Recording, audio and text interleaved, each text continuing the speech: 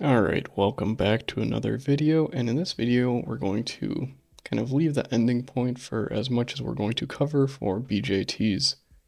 Now in a previous course where we talked about logic gates, we simply had a few gates that we looked at, the AND gate, the OR gate, and the NOT gate, or the inverter, where we had two inputs, an output for the AND gate along with the OR gate, and then the NOT gate just had one input and one output. Now we could define something as a truth table, which is the combination of all possible values that we can have for these inputs. Now we mapped the output to the input for each one of the gates. Now in that course, we never really talked about what is inside of each of these gates, but we can model that a few different ways. You can actually kind of do it through diodes, but for this we're going to look at it through BJTs. So simply because we have BJTs in our tool belt now, we don't necessarily deem them as the best fit for making logic gates. There are some situational problems that do arise, but for a hobbyist or someone just trying to do some projects at home, you could use BJTs. So what we're going to do is consider the NOT gate or the inverter, and we're going to represent that as this circuit right here. So we have our output right here, our input VA, and then we have an NPN transistor. So what we're going to do is let VCC, this voltage right here, be equal to 5 volts, and we're going to consider two cases. Our input voltage being equal to 0 volts and 5 volts.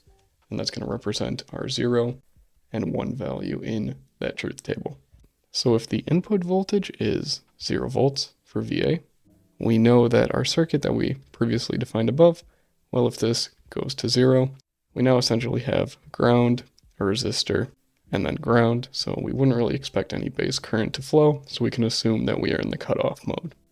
And from the cutoff mode, we know that we can simplify for the large signal model of the transistor like this, where we can kind of forget about this RB, or this base resistor right here. And we can kind of forget about the emitter, because our voltage reference point is already referenced to ground. So really what we're considering is this 5 volt source, RC, than our output voltage. And what you might right away notice is that there's no current that will even flow through RC because we have an open circuit. And the output voltage is equal to 5 volts.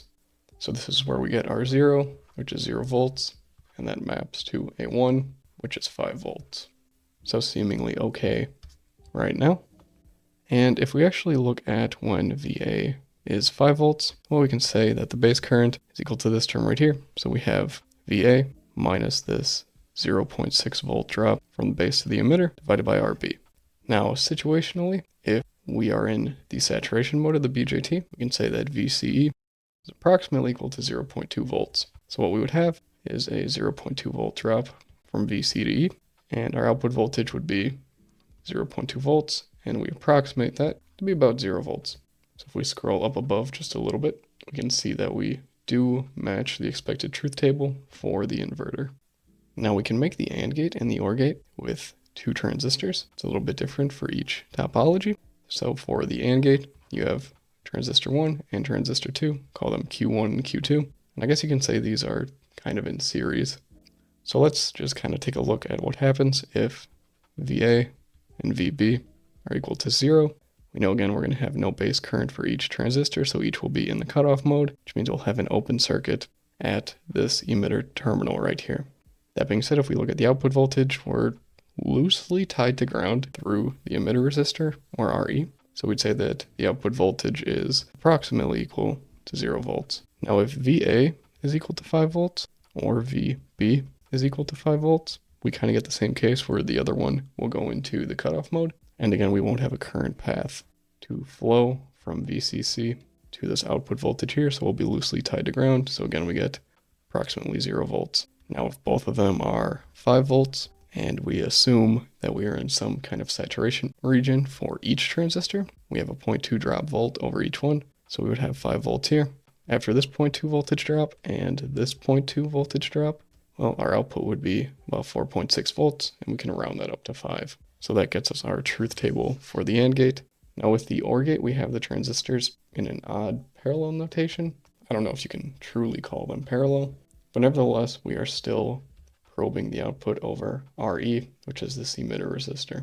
Now, if both of them are equal to 0, we get the same condition similar to the AND gate, where we are loosely tied to ground. if either one of them is equal to 5 volts, and we assume some kind of saturation, let's say we get some 0.2 voltage drop again over either Q1, Q2, well then the output voltage is simply 4.8 volts, or approximately equal to 5 volts. And if both of them are high or 5 volts, we get a similar condition where the output is equal to 4.8 volts. So from that, we had another set of gates, which would be the NAND gate and the NOR gate. We also had the exclusive OR, but we don't need to get into that right now. And perhaps you ask, how can we construct the NAND gate?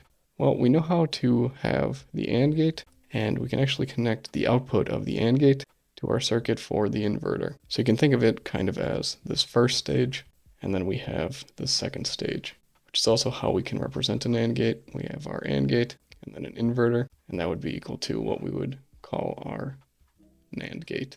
Now this may be a little bit tricky to set up to make sure that you are in the saturation regions, but there's a lot more kind of situational things that can go on here. Now in the logic course, I believe that I said that NAND gates and NOR gates are actually the preferred building blocks of logic circuits, and let's now look at why that may be the case. Well, for option 2, we're going to say that this is also equal to a NAND gate, and you can see already comparing to option 1, we only have 2 transistors, Q1 and Q2.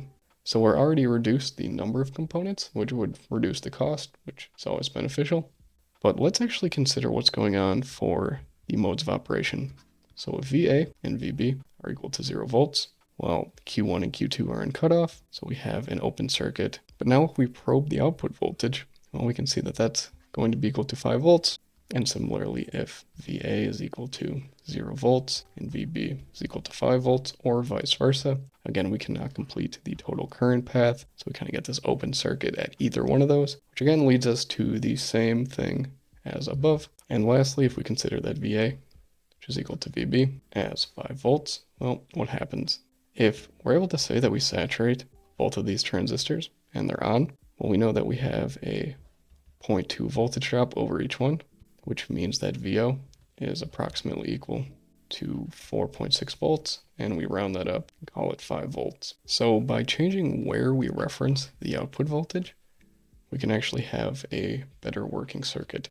But the reduction of components isn't the only thing that's beneficial here, as we need to look at what are these situational problems. Now, while this may be a new concept, if we scroll up above, we said that RE for some cases is loosely tied to ground. So if you probed it, sure, theoretically you might pick up 0 volts, but in real life you may have some electromagnetic radiation that can induce some current and create some voltage.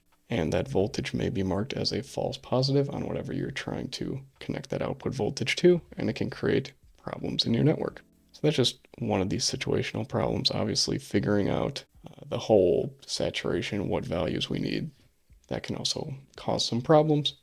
But this actually leads us into the next set of videos, which will be the last 4. It's going to talk about the field effect transistor. Now, if you learned anything new or useful in this video, please like, comment, share, subscribe. Thank you for watching, and we'll see you in the next one.